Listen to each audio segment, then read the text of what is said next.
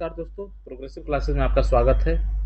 आप जानते हैं 17th बीपीएससी के माध्यम से 1900 से ज़्यादा वैकेंसी का नोटिफिकेशन आउट हो चुका है और इस संदर्भ में बीपीएससी प्री के लिए जो भी इम्पोर्टेंट क्वेश्चन बन सकते हैं और जो भी चीज़ इम्पोर्टेंट होगा उसको हम यहाँ पे डिस्कस कर रहे हैं।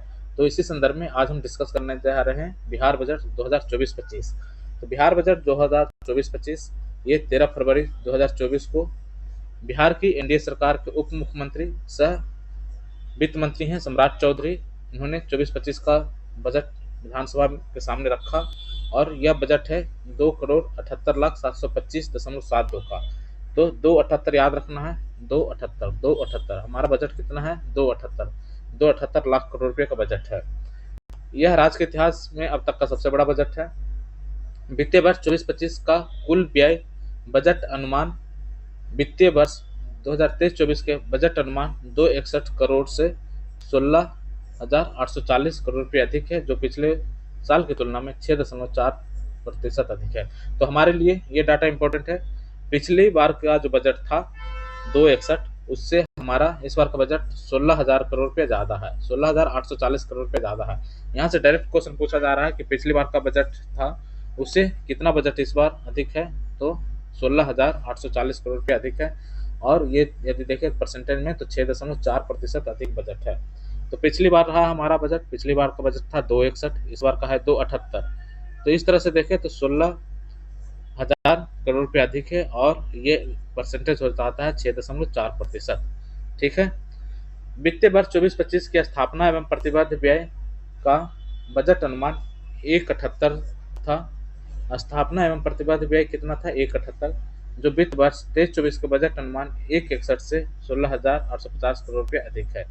स्थापना और प्रतिबद्ध व्यय का भी वही हाल है, 178 था पिछली बार और इस बार का बजट अनुमान पिछली बार कितना था, 161 था और इस बार का 178 है। तो इस तरह से 16,850 करोड़ रुपया अधिक है। स्थापना एवं प्रतिबद्ध व्यय हमारा 16,850 करोड़ रुपया अधिक है। ठीक है।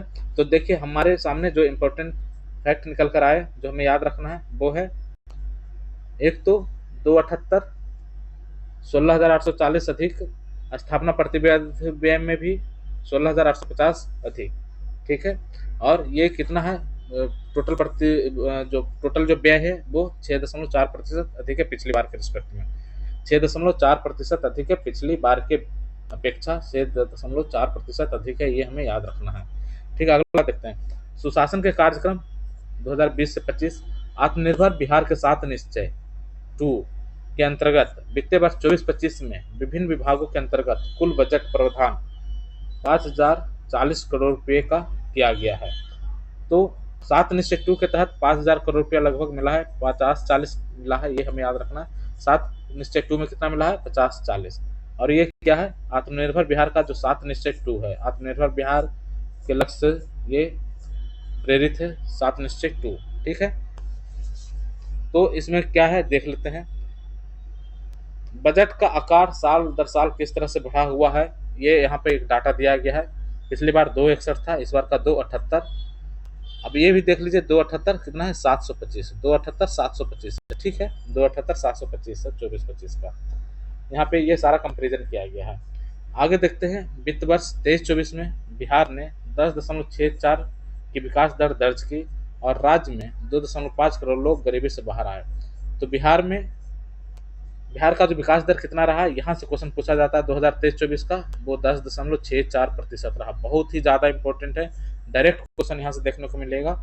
तो 23-24 में बिहार का विकास दर कितना रहा, 10.64। ठीक है। और 2.5 करोड़ लोग गरीबी से बाहर आए। बजट में शिक्षा, ग्रामीण विकास, समाज कल्याण, ग्रामीण कार्य और स्वास्थ्य क्षेत्र पर सबसे ज़्यादा फोकस किया गया। सबसे ज़्यादा फोकस किस पे किया गया, शिक्षा, ग्रामीण विकास, समाज कल्याण। याद रख लीजिए इसको, शिक्षा, ग्रामीण विकास, समाज कल्याण, फिर ग्रामीण कार्य, उसके बाद स्वास्थ्य क्षेत्र, शिक्षा, ग्रामीण विकास, समाज कल्याण, ग्रामीण कार्य और स्वास्थ्य क्षेत्र। ठीक है। अब देखते हैं इसमें 2022-23 में जीएसडीपी वृद्धि दर स्थिर मूल पर 10.64% रहा। 23-24 में जीएसडीपी वृद्धि दर चालू मूल्य पर 15.5 रहा। 24-25 में जो जीएसडीपी वृद्धि दर कितना अनुमानित है, 13.5%। तो स्थिर मूल्य पर जो हमारा था 10.64, ये हमारे लिए बहुत ज़्यादा इंपॉर्टेंट है, ये हमें याद रखना है। पिछली बार कितना रहा हमारा विकास दर, 10.64%। और अभी जो हम अनुमान लगा रखे हैं 24-25 में, वो हमारा 13.5% का अनुमानित है। ठीक है, 13.5% अनुमानित है। अगला देखते हैं, बिहार का वित्तीय वर्ष 24-25 एक दृष्टि में क्या है। कुल प्राप्तियां हैं हमारा कितना, 278,925। और व्यय हमारा कितना था, जो हमारा बजट था 278,725। ठीक है, 925 और 725, ये समझ में आ रहा होगा। कुल प्राप्तियां कितना है, 278,925, 278,925। अब व्यय कितना है, 278,725, 278,725। ठीक है, 200 करोड़ रुपया अधिक का व्यय हमारे पास है। अब देखिए राजस्व प्राप्तियां, कुल प्राप्तियां, हाँ, जैसे हमारा 278,925 था, तो 278,925 में से राजस्व प्राप्तियां हमारा कितना है, 226 है। राजस्व प्राप्तियां 226 है, राजस्व प्राप्तियां 226 है। 226 कैसे कैसे है, तो राज्य का जो अपना कर राजस्व होता है उसमें 54,000। केंद्रीय करों में जो राज्य का हिस्सा है, यहाँ से सबसे ज्यादा मिलेगा 113। और केंद्रीय करों से सहायता अनुदान 52। ठीक है, तो केंद्रीय करों में राज्य का हिस्सा 113। हमारा टोटल राजस्व प्राप्ति कितना है, 226, जिसमें से 113 हमें केंद्रीय कर के राज्य का जो हिस्सा है उसमें मिल रहा है 113। ठीक है, बाकी बच गया हमारे पास 113। 113 में ये समझिए जो हमारा राजस्व प्राप्ति है 226, उसका वो आधा जो है वो हमें कहाँ से मिल रहा है, केंद्रीय करों में राज्य का हिस्सा जो होता है उससे मिल रहा है 113। बाकी में 113 है, तो 113 बाकी है, तो उसमें क्या है, 54 है राज्य का जो अपना कर राजस्व होता है, और 52 केंद्र से जो सहायता अनुदान मिलता है। ठीक है, और 7 राज्यों के गैर कर राजस्व जो होते हैं वहां से। ठीक है, राज्यों के राजस्व से हमें कहाँ मिल जा रहा है, तो ये 7 मिल जा रहा है। तो एक तरह से देख रहे हैं 54 हो गया राज्य का अपना कर राजस्व, अपना राज्य का जो कर राजस्व कितना है, 54 है, 54 है। ठीक है, राज्य का जो कर राजस्व कितना है, 54 है। ठीक है, और केंद्र से जो सहायता अनुदान मिलता है वो कितना है, 52 मिलता है। और केंद्रीय राज्य का जो गैर कर राजस्व है, गैर कर राजस्व है वो 7 है। तो टोटल कितना हो गया, ये हो गया 113।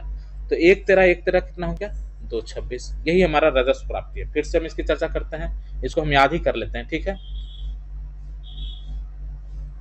ये बहुत ही ज्यादा इंपॉर्टेंट है, इसी कारण हम इस पर बल दे रहे हैं। देखिए टोटल जो हमारा राजस्व प्राप्ति है कितना है, 226। 226 में एक तरह में राज्य के जो हिस्सा होता है, केंद्रीय करों में राज्य का जो हिस्सा होता है वहां से मिल जा रहा है। बाकी एक तरह बच गया, तो एक तरह में 54, 52 और 7 है, ये याद रख लीजिए, 54, 52 और 7। ठीक है, 7 को क्या हो गया, राज्यों का गैर कर राजस्व, 54 हो गया राज्य का अपना कर, अब 52 हो गया सहायता अनुदान, ये हो गया 113 कितना हो गया, 226। ये हमारा राजस्व प्राप्ति समाप्त हो गया। अब देखिए पूंजीगत प्राप्ति, तो पूंजीगत प्राप्ति भी हमें 52 का है, 52,127 का है पूंजीगत प्राप्ति, जिसमें से उधारी हमारा 51,688 का है। उधारी से हमें प्राप्त होगा कितना, 51,688। ठीक है, और ऋण की वसूली से हमें 439 प्राप्त होगा, 439। तो इस तरह से हमारा 52,127 हो जाएगा। ठीक है, तो ये हमारा पूंजीगत प्राप्ति है। पूंजीगत प्राप्ति हमारा बेसिकली कहाँ से मिल रहा है, उधारी से मिल रहा है, जो 51,688 करोड़ रुपए के आसपास है। तो ये हमारा टोटल हो गया प्राप्तियां हम देख रहे हैं, जिसमें से 226 तो उधर हो गया और 52 इधर से हो गया। इस तरह से कितना हो गया, 278। राजस्व प्राप्ति हो गया 226, पंजीकृत प्राप्ति हो गया 52, टोटल हमारा हो गया 278। अब हम देखते हैं व्यय देखते हैं, हमारा टोटल कितना है, 278 है व्यय कितना है, 278 में राजस्व व्यय कितना है, 225। बहुत ही ज्यादा इंपॉर्टेंट है, हमारा राजस्व व्यय 225 है, पूंजीगत व्यय मात्र 53 है। पूंजीगत व्यय कितना है, 53 है, राजस्व व्यय 225 है। 278 हमारा टोटल व्यय है, जिसमें से 225 हो गया राजस्व व्यय और 53 कितना हो गया हमारा पूंजीगत व्यय। तो 52, 53 याद रखिए, जैसे 52 में था हमारा पूंजीगत प्राप्ति, तो यहाँ पे 52, तो हमारा पूंजीगत व्यय क्या है, 53। वही बात है, 52-53 हो गया, व्यय 53 हो गया और प्राप्ति कितने हो गया 52। ठीक है, तो 52-53 याद रखेंगे। इधर 225 हो गया। ठीक है, तो इस तरह से हमारा यहाँ पे 278 का हमारा व्यय हो गया, कुल व्यय। ठीक है, राजस्व बचत देखते हैं, तो राजस्व व्यय बचत जो हमारा हो जाएगा 1121 1121 हमारा राजस्व बचत हो जाएगा। ठीक है,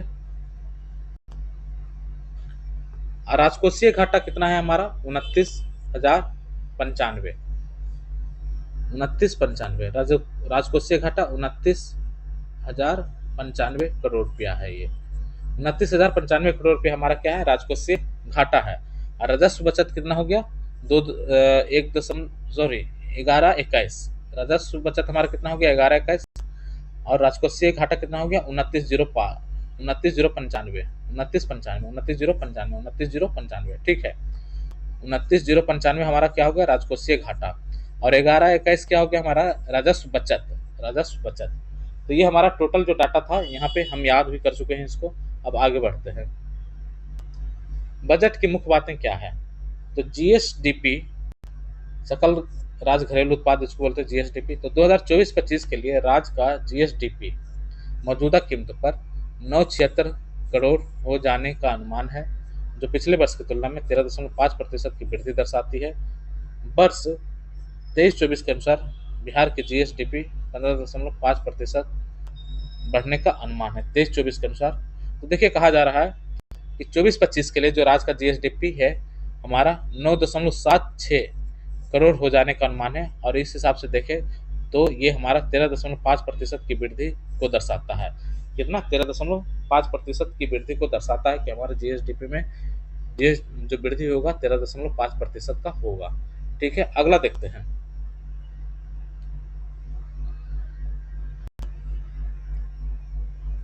प्रति व्यक्ति जीएसडीपी। 22-23 में बिहार की प्रति व्यक्ति जीएसडीपी मौजूदा कीमतों पर 59,637 अनुमानित है। 22-23 में बिहार की प्रति व्यक्ति जीएसडीपी 59,637 अनुमानित है, जो पिछले वर्ष की तुलना में 14% की वृद्धि दर्शाती है। 22-23 में राष्ट्रीय स्तर पर प्रति व्यक्ति जीडीपी काफी अधिक 196 होने का अनुमान है। तो देखिए हम कहाँ कितना पीछे हैं। राष्ट्रीय स्तर हम जो हमारा 196 था, जबकि हमारा 59 का है। ठीक है, 59 मतलब 60 के आसपास पहुंच रहे हैं हम, 60,000 रुपया प्रति व्यक्ति मौजूदा कीमतों पर, 60,000 रुपया प्रति व्यक्ति, या मतलब एग्जैक्ट याद रखना है तो 59,637 जो है हमारा मौजूदा कीमतों पर जीएसडीपी प्रति व्यक्ति अनुमान है, प्रति व्यक्ति आय है। ठीक है, प्रति व्यक्ति आय हमारा कितना है 59,637। बेरोजगारी दर देखें तो आवधिक श्रम बल सर्वेक्षण के अनुसार बिहार में बेरोजगारी दर 3.9% थी, जो राष्ट्रीय स्तर 3.2% से अधिक है। 15 से 29 वर्ष आयु वर्ग में बेरोजगारी 13.9% थी, जो राष्ट्रीय औसत 10% से अधिक है। तो जो आवधिक श्रम बल सर्वेक्षण है 22-23 के डाटा के अनुसार बिहार में बेरोजगारी दर कितना है 3.9%, राष्ट्रीय औसत है 3.2%। राष्ट्रीय औसत कितना है 3.2%, राष्ट्रीय औसत 3.2%, हमारा है 3.9%। वहीं 15 से 29 वर्ष की आयु में देखें तो बेरोजगारी दर है 13.9%, कितना 13.9%, जो राष्ट्रीय स्तर है 10% से अधिक है। ठीक है, राष्ट्रीय स्तर 10% से अधिक है। अगला देखते हैं राजस्व एवं पूंजीगत व्यय। 2024-25 में राजस्व एवं पूंजीगत व्यय क्रमशः 225 रहा, मैं ऊपर चर्चा किया है। पूंजीगत व्यय 53 रहा, जो कुल अनुमानित व्यय 278 करोड़ रुपया से 80.97 और 19.03% अधिक है। जो कुल अनुमानित व्यय से जो इतना करोड़ रुपया है उससे 80.97 19% अधिक है। ठीक है, अगला देखते हैं, राजस्व प्राप्तियां 24-25 में कुल राजस्व प्राप्तियां 226 करोड़ अनुमानित है, 226 अनुमानित है। 23-24 के बजट से इतना करोड़ रुपया अधिक है। ठीक है, 14,000 करोड़ रुपया अधिक है राजस्व प्राप्ति जो है इस बार का 226 है। राजस्व बचत 11-21 रहने का अनुमान है इस बार का, जो जीएसडीपी का कितना होगा 0.11%। राजस्व बचत हमारा कितना होने जा रहा है? 0.11%। राजकोषीय घाटा 24-25 में राजकोषीय घाटा 29,095 रहने का अनुमान है। जो सकल घरेलू उत्पाद का कितना होगा? 2.98। तो ये याद कर लेंगे, 2.98%। ये बहुत ही ज़्यादा इंपॉर्टेंट है। राजकोषीय घाटा हमारा कितना रहने का अनुमान है? 2.98%, जो 3% के अंदर की सीमा में है। 2.98%। ठीक है, राजकोषीय घाटा 2.98%।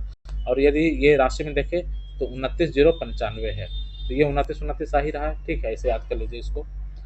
प्रतिबद्ध व्यय, तो बिहार में प्रतिबद्ध व्यय 92,882 करोड़ खर्च होने का अनुमान है, जो इसके अनुमानित राजस्व प्राप्तियों का 41% है। इसमें वेतन 18%, पेंशन 14%, ब्याज भुगतान 9%। तो देखिए, जो हमारा जो राजस्व व्यय है, इसमें मुख्य जो हमारा कहाँ जाता है? राजस्व प्राप्तियों का 18% वेतन में चला जाता है। कहाँ? वेतन में जाता है। उसके बाद 14% पेंशन में और 9% ब्याज भुगतान में। 9% ब्याज भुगतान में। ठीक है, वेतन में 18%। जो प्रतिबद्ध व्यय है 92,882 करोड़ रुपया है।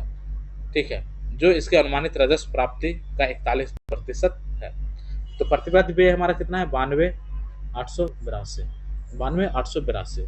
ठीक है, और ये देखें तो राजस्व जो हमारा प्राप्ति होता है उसका कितना प्रतिशत है? 41% है।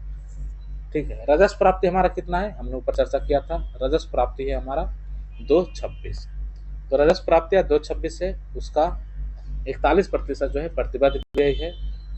और इस प्रतिबद्ध व्यय में देखें तो वेतन में खर्च होता है 18%, पेंशन में 14% और ब्याज भुगतान में 9%। ठीक है, आगे देखते हैं। राजकोषीय घाटा हमारे लिए जो इम्पोर्टेंट है, 24-25 में 2.98 अनुमानित है। 2.98 बहुत ही ज़्यादा इम्पोर्टेंट है, ये अनुमानित है। 23-24 में हमारा 8.9 रहा। अब यही देखिए 2.98 जो हम पढ़ रहे हैं, इसी का 8.9 कर देते हैं, तो ये पिछली बार का रहा। राजकोषीय घाटा अनुमानित 23-24 में, अभी ये संशोधित आंकड़े नहीं आए इसके, तो 8.9% पिछली बार का रहा। ठीक है, राजकोषीय घाटा 23-24 में, 23-24 का कितना रहा? 8.9% अनुमानित है हालांकि। और अगला जो रहने का अनुमान है 2.98% रहने का अनुमान है। राजस्व बचत 23-24 में 0.52 रहा था, इस बार कितना रहेगा? 0.11। 11-21 से हमने याद किया है, तो 0.11 रहने का अनुमान है इस बार। अब पिछली बार 0.52 रहा था। तो मौजूदा कीमतों पर बिहार की अर्थव्यवस्था देखते हैं 22-23 में, तो कृषि क्षेत्र का 6.7% विकास दर के साथ राज्य की अर्थव्यवस्था में 25% का योगदान है। कृषि क्षेत्र का कितना योगदान है? 25%। और इसका विकास दर कितना रहा? 6.7%। 6-7 रहा। ठीक है, बहुत ही ज़्यादा इंपॉर्टेंट है। राज्य की अर्थव्यवस्था में कृषि का योगदान है 25%, इसका विकास दर रहा 6.7%। विनिर्माण क्षेत्र 6.8%, और इसका जो योगदान है राज्य की अर्थव्यवस्था में वो है 17%। सेवा क्षेत्र, इसका जो है विकास दर सबसे ज़्यादा है, 13% है, और इसका योगदान राज्य की अर्थव्यवस्था में है 58%। 25, 17, 58 ऐसे याद रखना है इसको। 25, 17, 58 ऐसे भी। ये 32 हो गया, सॉरी 42 हो गया, तो बच जाएगा 58। ठीक है, 25, 17, 42 हो गया तो 58 बच जाएगा। और ये रहा 6.7, 6.8, और ये हो गया 13। ठीक है, ये हमें याद रखना होगा, पूरे कंठस्थ इसको याद रखेंगे। 25, 17, 58, 25, 17, 58, ये हमारा जीएसडीपी में हमारा योगदान है, प्राइमरी, सेकेंडरी और टर्सरी क्षेत्र का। और इसका विकास दर जो रहा 6.7 रहा, 6.8 रहा और 13 रहा। ठीक है, रुपया कहाँ से आता है, कहाँ जाता है, इसके बारे में हम देखते हैं।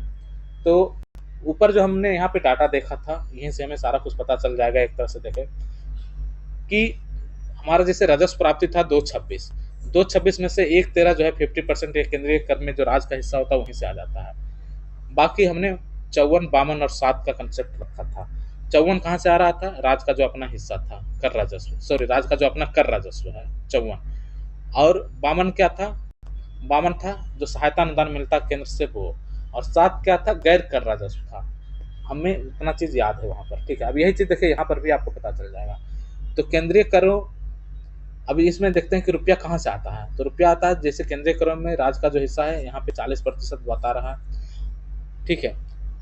रुपया कहाँ से आता है ये, यहाँ पे जो हमने देखा था ये था कि जो हमारा राजस्व प्राप्ति होगा, राजस्व प्राप्ति में यदि देखें तो उसका 50% हमारा केंद्रीय कर से आ रहा है। पूंजीगत प्राप्ति को भी यदि जोड़ देंगे तो इस तरह से हमारा टोटल प्राप्तियां होगा। ठीक है, टोटल प्राप्ति हमारा 278 होता है। टोटल प्राप्ति कितना हो रहा है, 278। अब यहाँ पे हम देखते हैं केंद्रीय कर में राज्य का हिस्सा यदि देखें तो ये एक तरह से जो अंश प्राप्त हो जाएगा लगभग ये 40% जो है केंद्रीय करों में राज्य का जो हिस्सा होता है वहां से मिलता है, और 18% सहायता अनुदान से मिल जाता है। इस तरह से टोटल 58% से अधिक, मतलब 59%, 59% जो है हमें इन दोनों को मिलाकर हो जाता है। केंद्रीय करों में राज्य का अंश और सहायता अनुदान मिलाकर हमारा 60% हो जा रहा है। ठीक है, वही चीज हमने ऊपर भी डिस्कस किया था। राज्य सरकार कर राजस्व 19% या 20% के आसपास है। राज्य सरकार का कर राजस्व कितना है, 20%। तो 60% तो केंद्रीय सहायता और सहायता अनुदान से हो गया, 20% हो गया राज्य का जो अपना कर राजस्व है, 60 20 80 हो गया। ठीक है, लोक ऋण में 18 है, लोक ऋण से 18% प्राप्त होता है, बाकी 2% राज्य का जो भिन्न कर होता है और ऋण की वसूली यहाँ से प्राप्त होता है। तो इस तरह से हमारा टोटल 100 हो गया। ये रुपया, 1 रुपया कहाँ से आ रहा है यदि देखें, पूरा जो हमारा प्राप्ति होता है वो कहाँ से हो रहा है, तो उसमें 60% केंद्रीय कर का जो अंश, केंद्रीय कर में जो राज्य का अंश होता है, सहायता अनुदान, इससे मिल जाता है 60% के आसपास, और राज्य का जो कर राजस्व है अपना उसका 20% है। लोक ऋण से बाकी का 20% मिल जाता है। लोक ऋण और जो भिन्न राजस्व है इन दोनों को मिलाकर देखें तो 20% है। लोक ऋण और राज्यों का कर भिन्न राजस्व इन दोनों को मिलाकर 20% है। तो 60 20 और 20 का हमने आंकड़ा यहाँ पे रखा। फिर से इसको देखते हैं।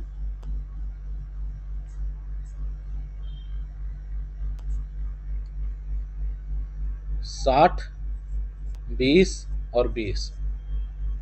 60 क्या था, केंद्रीय करों में राज्य का हिस्सा और सहायता अनुदान। 20 क्या था, राज्य का अपना कर राजस्व। ये 20 क्या था, लोक ऋण और जो भिन्न राजस्व होते हैं, ऋण की वसूली होती है इनसे।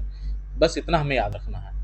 अगला देखते हैं रुपया कहाँ जाता है, तो सामाजिक सेवा में लगभग 39 से 40% चला जा रहा है। सामाजिक सेवा में आप मानकर चलिए इसको 40%, ठीक है, मोटा मोटे। समान सेवा में यहाँ पर भी 30% जा रहा है, 40 30 70। आर्थिक सेवा में 20%, कितना हो गया, 70 20 90। बाकी लोक ऋण की वापसी, ऋण अदायगी, सहायता अनुदान, इसमें 10%। ठीक है, तो ये हो गया हमारा 100%। तो सामाजिक सेवा में लगभग 40% जा रहा है, 38 से, हालांकि ये 39% लिखा हुआ, लेकिन मोटा मोटी ये याद रहने के लिए कि हमें सदा के लिए याद हो जाए, क्योंकि आपको मेंस भी देना है, तो मेंस में आपको ऐसे ही डाटा लिखना है। अब एग्जैक्ट लिख लेते हैं तो बहुत अच्छी बात है, लेकिन एग्जैक्ट डाटा याद रखना, याद रख पाते हैं तो बहुत अच्छी चीज़ है ये। तो सामाजिक सेवा में लगभग 39% हमारा खर्च होता है, 30% हमारा समान सेवा पे खर्च होता है, और आर्थिक सेवा पे हमारा 23% खर्च हो रहा है। बाकी लोक ऋण पे 8% खर्च हो रहा है, और ऋण अदायगी और इस पे यदि इस तरह से करें तो हमारा ये टोटल 100% हो जाएगा। ठीक है, तो मेन जो हमारा खर्च हो रहा है सामाजिक सेवा, समान सेवा और आर्थिक सेवा, इस पर खर्च हो रहा है। सामाजिक सेवा, समान सेवा और आर्थिक सेवा। अब हम देखते हैं 24-25 में विभागवार जो व्यय राशि दिया गया है। तो शिक्षा विभाग को सबसे ज़्यादा स्कीम व्यय में 52,639 करोड़ रुपया खर्च के लिए दिया गया है। 52,639 दिया गया शिक्षा विभाग, और ये लगभग देखिए परसेंट तो ये 19% के आसपास है। शिक्षा विभाग, शिक्षा हमारे यहाँ थोड़ा 19 है, तो इसी कारण 19% दिया गया है। ठीक है, इसे याद कर लेंगे। और ये 52 मतलब 52,000 करोड़ रुपये यहाँ पे स्कीम व्यय दिया गया है, 52,639। ठीक है, स्वास्थ्य विभाग 5.36, और इनको 15,000 करोड़ रुपया दिया गया है। स्वास्थ्य 15, शिक्षा 52, स्वास्थ्य 15, शिक्षा 52। ठीक है, शिक्षा में हो गया 52, 53 19 है शिक्षा थोड़ा हमारे यहाँ, तो 19%, और स्वास्थ्य 5%। ठीक है, स्वास्थ्य का जो पंच नियम है आप उसको फॉलो करेंगे तो आपका स्वास्थ्य सही रहेगा। सुबह उठिए, व्यायाम कीजिए, एक्सरसाइज कीजिए, मेडिटेशन कीजिए, ऐसे सारे जो नियम होते हैं, इस तरह से 5 नियम आप खुद अपना बना लीजिए, इससे स्वास्थ्य ठीक रहेगा। तो हम इस हिसाब से हम 5% इसको हम मान लेते हैं। तो हमारा स्वास्थ्य खर्च कितना हो गया, 5%। ये टोटल हो गया हमारा 15,000 करोड़ के बराबर। 19% ये कितना हो गया, 52,000 करोड़ के बराबर। ठीक है, ग्रामीण विकास, स्वास्थ्य अच्छा रहेगा, गाँव में रहेंगे तो आपका स्वास्थ्य भी अच्छा रहता है, तो ये भी हम मान लेते हैं 5%। ठीक है, ऊर्जा और बिजली 4%, हमारा मतलब चारों कोना घर का ऊर्जा वहाँ मिले, बिजली मिले, ये इस तरह से याद कर लेंगे। और ये 11,000 करोड़ रुपया ये बिजली में है, ऊर्जा और बिजली में 11,000 करोड़ रुपया। ठीक है, तो स्वास्थ्य और ग्रामीण विकास, ये देखिए गांव में स्वास्थ्य अच्छा रहता है, ऐसे करके याद कर लेंगे। तो ये 5% है, 5 नियम का हम पालन कर रहे हैं, 5% है। शिक्षा विभाग 19 रहा तो 19%, और इसमें 52,000 करोड़ रुपया। ऊर्जा बिजली चारों कोना में हमको घर के चारों कोना में ऊर्जा मिलना चाहिए और बिजली मिलनी चाहिए, तो 4%, और ये कितना रहा, 11,000 करोड़ रुपया। ठीक है, ताकि हम अपने दोनों पैरों पर खड़े हो सके। बिजली रहेगा, पढ़ाई लिखाई करेंगे, व्यवसाय करेंगे, तो हम अपने दोनों पैरों पर एक एक 11, ठीक है, दोनों पैर पे हम खड़े हो जाएंगे, ऊर्जा और हमें बिजली मिलेगी। तो इस तरह से याद कर लेंगे। नगर विकास एवं आवास विभाग, नगर विकास, शहर के चारों कोना में नगर विकास होना चाहिए, तो यहाँ पे तो ऊर्जा और नगर विकास दोनों एक साथ देख लेंगे, जोड़ लेंगे। नगर में बिजली बहुत मिल रहता है, तो ये 4%। ठीक है, पंचायती राज विभाग, पंचायती राज विभाग ये भी लगभग 4%, ग्रामीण कार्य 3%। तो इस तरह से सब कुछ दिया हुआ है। ठीक है, तो हमारा मुख्य रूप से ये जो चीज है इंपॉर्टेंट, उसका हमने यहाँ पे चर्चा कर लिया। शिक्षा 52,000 करोड़ रुपया 15%, स्वास्थ्य 5%, ग्रामीण विकास 5%, 15,000 करोड़ रुपया। ठीक है, और ऊर्जा और नगर विकास ये 4%, 11,000 करोड़ रुपया। ठीक है, पंचायती राज, ग्रामीण कार्य विभाग ये लगभग 3 से 4%, पंचायती राज और ग्रामीण विकास ये भी 3 से 4% के बराबर। ठीक है, समाज कल्याण, समाज कल्याण, पथ निर्माण, भवन निर्माण, समाज कल्याण और पथ निर्माण इसको 3% के आसपास मिला है। ठीक है, पथ निर्माण इसको 2% मिला है, पथ निर्माण को 2% मिला है। जैसे पथ निर्माण होगा तो साइकिल आप चलाएंगे 2%। ठीक है, 2 चक्का रहेगा इसमें साइकिल में, 2% इसको मिला है पथ निर्माण के लिए। समाज कल्याण के लिए 3%, समाज कल्याण के लिए 3%, माँ बाप और बच्चे, माँ बाप और बच्चे 3%, समाज कल्याण, माँ बाप और बच्चे, समाज कल्याण होगा इससे। ठीक है, पथ निर्माण विभाग, दो दो चक्का पथ निर्माण होगा तो साइकिल चलेगा उस पर। ठीक है, तो इसको 2%। बस ये सब याद करने के लिए इस तरह के फंडे बनाए जा रहे हैं। ठीक है, तो इस तरह से हमने ये बहुत सारे जो विभाग हैं और स्कीम में किस तरह से राशियों का आवंटन किया गया है, इसकी हमने यहाँ पे चर्चा किया है। अब अगला देखते हैं, परीक्षा उपयोगी तथ्य। राजकोषीय घाटा हमारा 2.8% रहने का अनुमान है। 2024-25 में राष्ट्रीय बचत जीएसडीपी का 0.11% रहने का अनुमान है। 11-21 हमने याद किया था। जीएसडीपी वृद्धि दर 10.64% पिछली बार रहा। ठीक है, बिहार सरकार 7 निश्चय 2 के लिए 50-40 खर्च की, मतलब आवंटित किया 50-40। समग्र शिक्षा के लिए, समग्र शिक्षा अभियान के लिए 14,596 करोड़ रुपया आवंटित किया गया। समग्र शिक्षा अभियान के लिए 14,596 करोड़ रुपया आवंटित किया गया। मनरेगा के लिए 50-92 दिया गया है। राष्ट्रीय स्वास्थ्य मिशन के लिए 36-20 राष्ट्रीय स्वास्थ्य मिशन के लिए।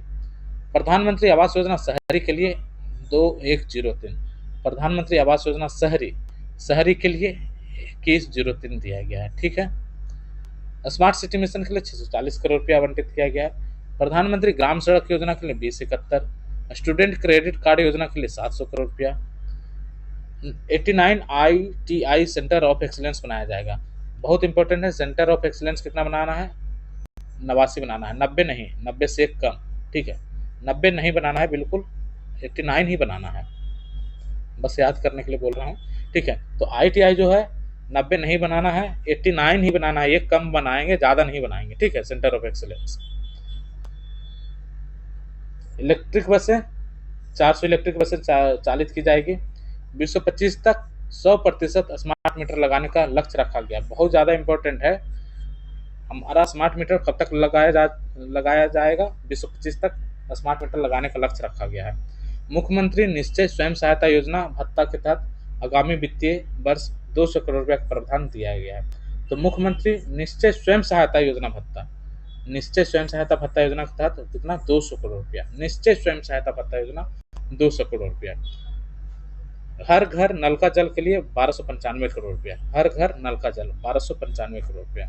नवीकरण ऊर्जा से 35% बिजली उत्पादन का लक्ष्य रखा गया, बहुत ज़्यादा इंपॉर्टेंट है ये। रिन्यूएबल एनर्जी से हमें 35% बिजली उत्पादन करना है, रिन्यूएबल एनर्जी से हमें 35% बिजली उत्पादन करना है। तो इसको हम फिर से एक बार रिवाइज कर लेते हैं। राजकोषीय घाटा 2.98% रहने का अनुमान है। बचत हमारा 0.011 रहेगा। जीएसडीपी वृद्धि दर रहा पिछली बार 10.64। 7 निश्चय में 50-40 मिल रहा है। समग्र शिक्षा के लिए 14,596 मिल रहा है। यहाँ तक को हमें लगता है कि किसी को कोई दिक्कत नहीं होना चाहिए। ठीक है, मनरेगा के लिए 5,000 करोड़ रुपया। ठीक है, आप सुबह सुबह उठ रहे हैं, मनरेगा के लिए श्रमिक आप देख रहे होंगे काम करने पे जा रहे हैं, 5 श्रमिक एक जगह जा रहे हैं काम करने के लिए, तो 5,000 करोड़ रुपये उनको मिल रहा है। ठीक है, आप बाहर निकले सुबह उठे तो देख रहे हैं 5 श्रमिक जा रहे हैं मनरेगा पर काम करने के लिए, तो 5,000 करोड़ रुपया आवंटित हो गया उनको। स्वास्थ्य मिशन के लिए 3,600 करोड़ रुपया मिला है, इसके लिए स्वास्थ्य मिशन के लिए 3,600 करोड़ रुपया मिला है। ठीक है, 3,600 करोड़ रुपया मिला है स्वास्थ्य मिशन के लिए। आवास योजना शहरी के लिए 2,100 करोड़ रुपया मिला है। 21 आवास योजना शहरी जो है 20 नहीं होना चाहिए, 21 हो जाए तो हो जाए, 21 मतलब 20 नहीं होना चाहिए। ठीक है, प्रधानमंत्री आवास योजना जो शहरी है वो हमारा ये लक्ष्य है कि 21 हो जाए तो हो जाए, 20 नहीं होना चाहिए, इसी कारण उसको 2,100 करोड़ रुपया मिला है। ये याद रखना है हमें इस तरह से। अब आगे देखते हैं। तो ये दोनों तो याद हो गया, तीनों याद हो गया। 5 मजदूर निकले 5,000 करोड़ रुपया। स्वास्थ्य मिशन के लिए 3,600 करोड़ रुपया और आवास योजना के लिए 2,100 करोड़ रुपया। ठीक है, स्मार्ट सिटी मिशन के लिए 640 करोड़ रुपया। स्मार्ट सिटी मिशन के लिए 640 करोड़ रुपया। ठीक है, 640 करोड़ रुपया स्मार्ट सिटी के लिए। ठीक है, स्मार्ट सिटी तो देखिए सिटी है, चारों कोना सुंदर दिखना चाहिए, बाकी ऊपर नीचे भी सही होना चाहिए, रोड सड़क अच्छा होना चाहिए, ऊपर मतलब बाकी जो व्यवस्था हो सब कुछ का, है ना, वो सब सही हो। तो स्मार्ट सिटी मिशन मतलब ऊपर मतलब ये पर्यावरण प्रदूषण ये सब जो चीज़ें होती हैं ये सारी चीज़ें ना हो। ठीक है, और नीचे सड़कें अच्छी हो और चारों कोना सुंदर है, तो 4 और ऊपर और नीचे 6 हो गया। ठीक है, तो 600 करोड़ रुपया स्मार्ट सिटी मिशन के लिए कितना 640 करोड़ रुपया मिला है, ये याद हो गया होगा। फिर प्रधानमंत्री ग्राम सड़क योजना के लिए 2071 दो मतलब 2,100 करोड़ रुपया। यहाँ पर प्रधानमंत्री ग्राम सड़क योजना के लिए कितना मिला है 2,100 करोड़ रुपया मिला है, मतलब ये 20 हो जाए। ठीक है, 20 होना चाहिए, 19 नहीं होना चाहिए। ग्राम सड़क के लिए ग्राम सड़क योजना 20 होना चाहिए तो होना चाहिए, 19 नहीं होना चाहिए। ये हो गया ग्राम सड़क योजना। और 21 हो जाएगा किस में, जो आवास हम बना रहे हैं शहरी आवास योजना के लिए, प्रधानमंत्री आवास योजना जो शहरी है उसमें 21 हो जाए तो हो जाए, 20 नहीं होना चाहिए।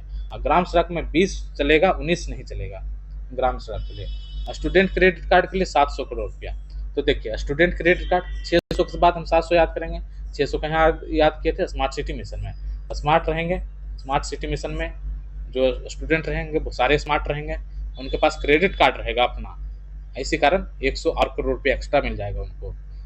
ठीक है, तो इस तरह से उनको 700 करोड़ रुपये मिल जाएगा स्मार्ट क्रेडिट कार्ड योजना के तहत, तो ये भी याद हो जाएगा। तो स्मार्ट क्रेडिट कार्ड योजना के तहत 700 करोड़ रुपया हो गया। 700 करोड़ क्यों मिला, क्योंकि आप स्मार्ट शहर में रह रहे हैं, वहाँ पे आपको 640 करोड़ रुपया मिला था लगभग, तो यहाँ पर 100 करोड़ रुपया एक्स्ट्रा मिलेगा। आप स्टूडेंट है ना, तो 100 करोड़ रुपया एक्स्ट्रा मिल जाएगा। ITI ये याद हो गया होगा, हमने बोला था कि सेंटर ऑफ एक्सलेंस 89 खोलेंगे, 90 नहीं खोलेंगे, 90 नहीं होना चाहिए, 89 हो जाए, 89 हो जाए तो हो जाए, 90 नहीं है, 90 एक्सलेंस सेंटर नहीं खोलेंगे, 89 ही रखेंगे, ये कम रखेंगे।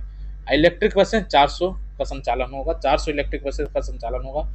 2025 तक 100% स्मार्ट मीटर लगाया जाएगा। स्वयं सहायता भत्ता योजना के तहत 200 करोड़ रुपया दिया जाएगा। मुख्यमंत्री निश्चय स्वयं सहायता भत्ता योजना, स्वयं सहायता योजना जो है भत्ता योजना, इसमें 200 करोड़ रुपया दिया जाएगा, भत्ता मिलेगा 200 करोड़ रुपया। ठीक है, मुख्यमंत्री निश्चय स्वयं सहायता भत्ता योजना के तहत 200 करोड़ रुपया मिलेगा। हर घर नल जल के लिए 1295 करोड़ रुपया, मतलब 1,300 करोड़ रुपया लगभग मिल रहा है हर घर नल जल के लिए। नवीकरण ऊर्जा के लिए 35% हमारा लक्ष्य रखा गया है।